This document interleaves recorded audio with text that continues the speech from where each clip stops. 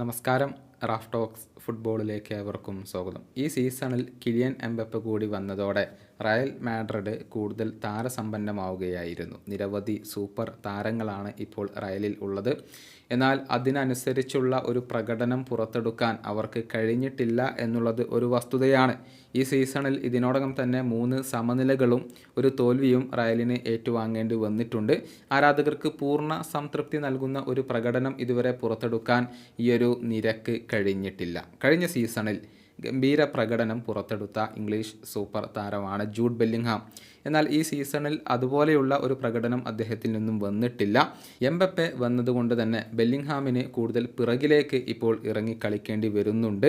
ഏതായാലും പ്രമുഖ സ്പാനിഷ് മാധ്യമമായ AS ഇക്കാര്യത്തിൽ ഒരു നിരീക്ഷണം നടത്തിയിട്ടുണ്ട്. എംബപ്പയുടെ വരവ് തന്നെയാണ് ബെല്ലിംഗ്ഹാമിൻ്റെ പ്രകടനത്തെ ബാധിക്കാൻ കാരണമായിട്ടുള്ളത് എന്നാണ് ഇവർ നിരീക്ഷിച്ചിട്ടുള്ളത്.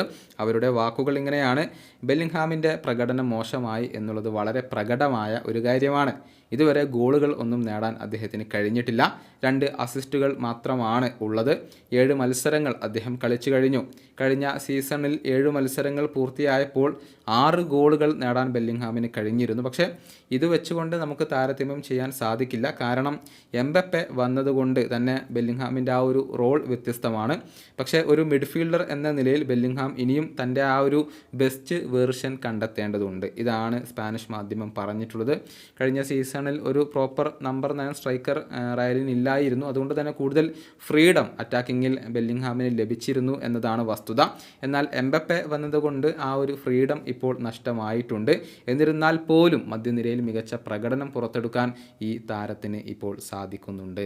ഈ വീഡിയോയുടെ അവസാനിപ്പിക്കുന്നു. ഫുട്ബോൾ ലോകത്തെ കൂടുതൽ വിശേഷങ്ങളുമായി റാഫ് ടോക്സ് കൊണ്ടുവെത്താം.